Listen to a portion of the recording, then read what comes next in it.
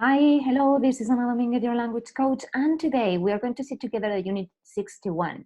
You know my material, I usually explain the title first, so let's start with the title, Modern Novel in United States, Selections of Text and Analysis of a Representative Work. Why is this important? This is important, especially if you are studying for the next civil exam in 2023, Escuela Oficial de Idiomas o Secundaria Inglés. This information is one of the units that you need to study. So here is a brief information about this unit, and you can see also my material and how I can teach these things.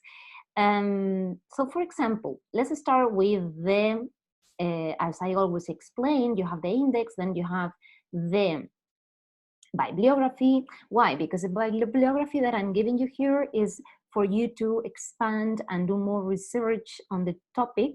So using also your own way of explaining this fantastic topic. So there is no only one way of telling this unit. There are plenty, infinite ways of talking about this. So it's up to you to select one way or another, but I'm just giving you we could say, the bones, the structure. So then you can just go and find more information and do more research on your own and complete on your own the information. In my website, you can also see that I give you a form that you can answer these 4 questions of the topic. Black women's writing, Tom Wolfe, by the way, Wolfe is with E at the end, I think, and the American social novel, Tom Wolfe and the American social novel, dirty realism, and gay writing. And those are the 4, we could say, principal questions of this new unit. Outline or topic summary or lesson plan. And now we enter a little bit in more depth of the content, in the content of this unit. Introduction. The complexity of American life in the second half of the 20th century has contributed to change the role of the writer. And we have 3 greatest. The greatest are Norman Mailer, born January 31st, so he's Aquarius, in US, New Jersey. Died when she was 84 in Manhattan, in New York. I'm placing here this information. His first work, The Naked and Dead, would deeply condition his later career until he found his literary balance in the combination of journalistic reportage and novelistic dramatization that characterizes his 60s and 70s works. In the 80s, Mailer seeks in history the sources for his analysis of American contemporary life. Notable works, The Naked and the Dead, that we have mentioned before. I'm not going to read the years, okay, but you have them there just to go a little bit faster. Barbary Shore, The Deer Park, An American Dream, Why Are We in Vietnam, A Transit to Narcissus, The Executioner's Song Boston, The Executioner's Song Boston, Little Brown and Company, and I guess that is the whole title. And then we have Of Women and Their Elegance, Ancient Evenings, Tough Guys Don't Dance. I like this one. There are certain titles that suddenly you find more inspiring or that you can recall easily, and I think this one is one of them. The Naked and the Dead, for sure, at least for me. An American Dream as well, easy to remember. A Transit to Narcissus, Of Women and Their Elegance, and Tough Guys Don't Dance. I love it.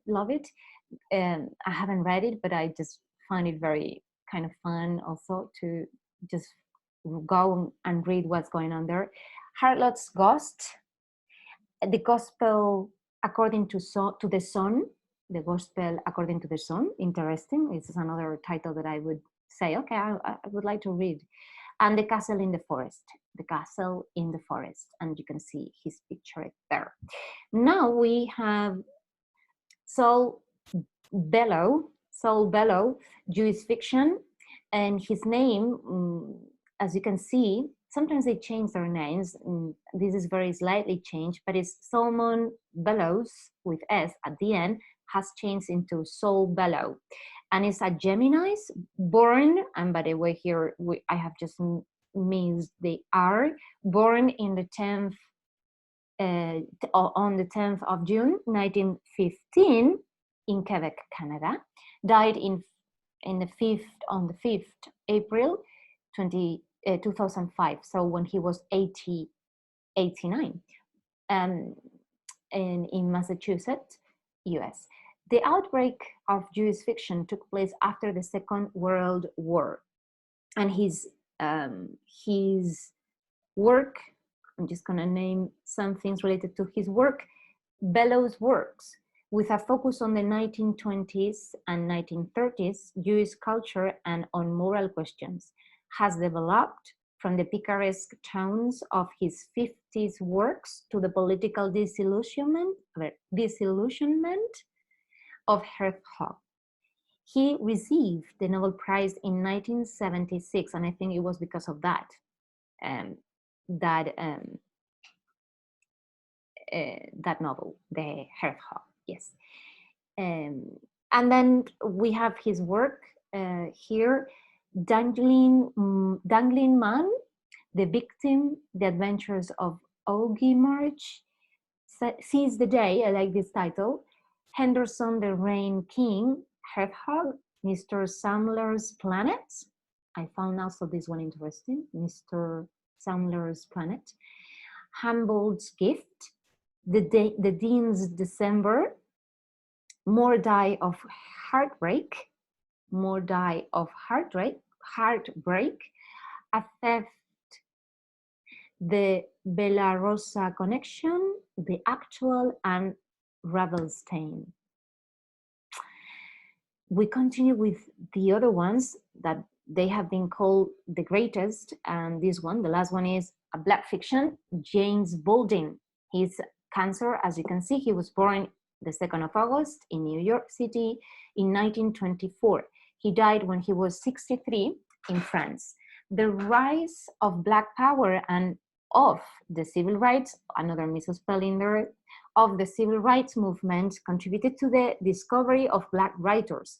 Ralph Ellison inaugurated the trend to be followed by the radical works of James Baldwin. Years active, 1947 up to 1985. He was active, he was writing, he was, publishing books during that period. Notable works, and I just mentioned here 3. Go Tell It on the Mountain, I like this title, Giovanni's Room, and Notes of a Native Son. Then we continue with this information.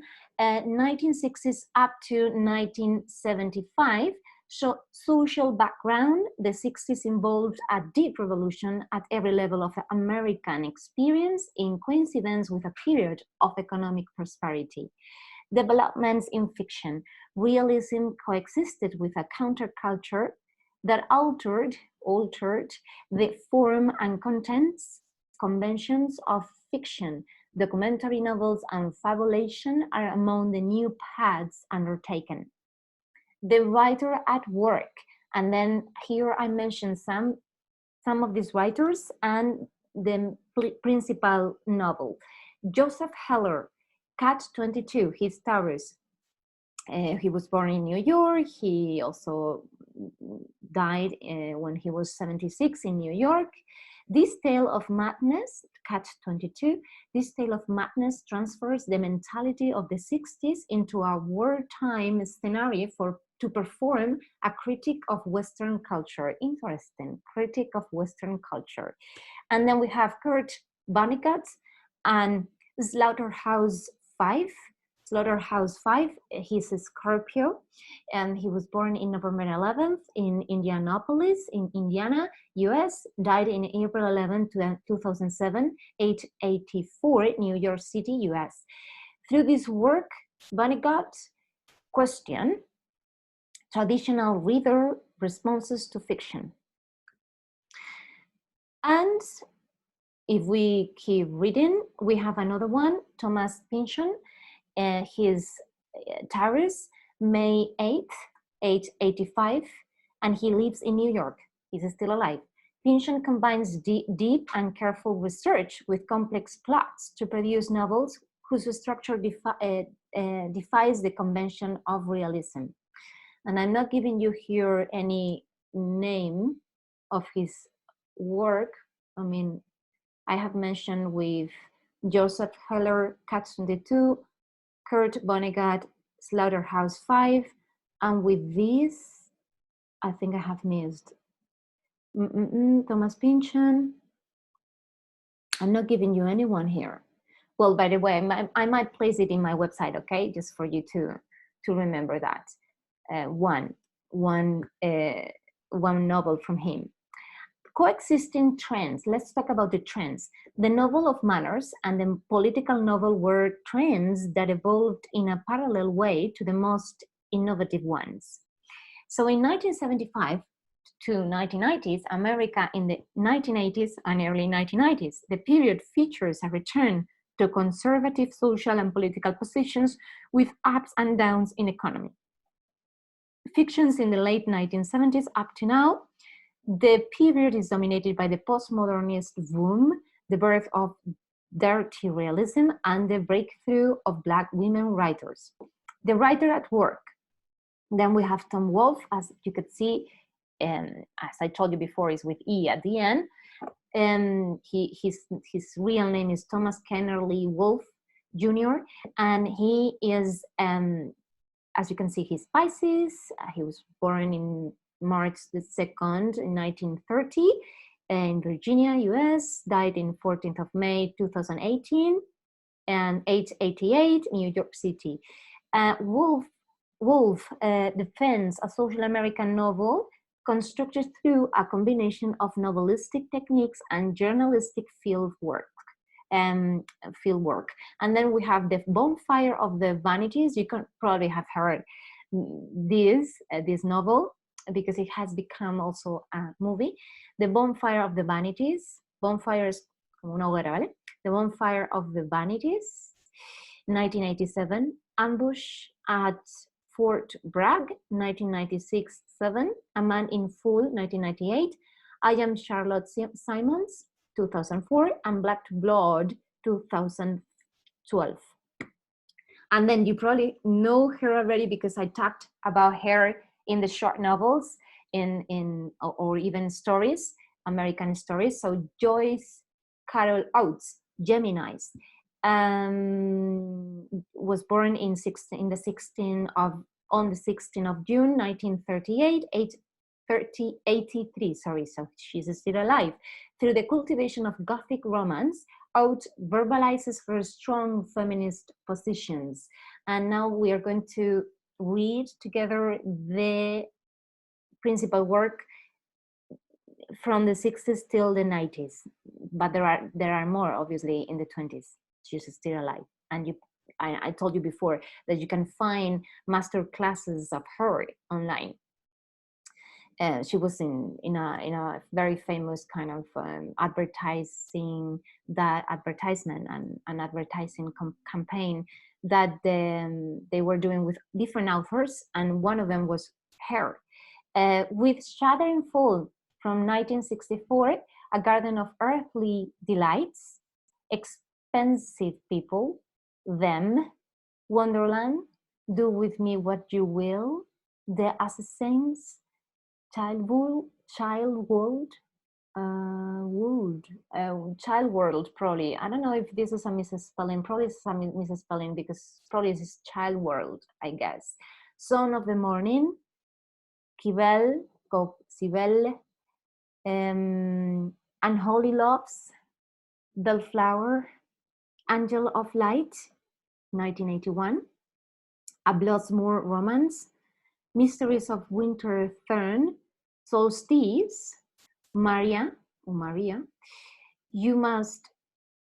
Alive, and then You Must Remember This, American Appetites, Because It Is Bitter and Because It Is My Heart, Foxfire, Confessions of a Girl Gang, What I Lived For, Zombie, We Were the Mulvannies, Man Crazy, My Heart Laid Bare, Broke Heart Blues. Nice. And we keep reading. The next information is about Toni Morrison, this woman, and she is Aquarius, and she was born actually in the same year of my grandmother. And she is from February 18, so that's why she's Aquarius, but she was born in 1931. Look at that. And she died in 2019, 88, New York. Morrison's work explored the problems of Black women in a variety of periods and places. Notable works from her: The Bluest Eye. I like this title. Sula, Song of Solomon, a name that you probably know very well. Tar Baby, Beloved, yes. Then other ethnic fictions, Chinese American writers and Native Indian ones have found wide circulation in the 80s. So you could also find some ethnic fictions there, as well as gay fiction, lesbian and gay writing discussing the problems of coming out or AIDS is another characteristic trend of the period. Conclusion. The face of American fiction is as multicolored and diverse as the American cultures itself. Artists are endeavoring to either integrate the differences or to, in some cases, to mark them.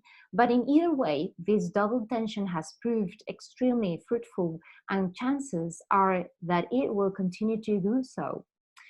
Analysis of a sample work, The Color Purple by Alice Walker, is another author that you should consider reading, because they might also place in this first part of the exam. Remember, it's a literary commentary, and it could happen that they show you some of these papers that I'm presenting here, like for example, The Color Purple. So about the author, Walker's fiction, poems, and essays mirrors her early activist interests and her later feminist and environmental penchants.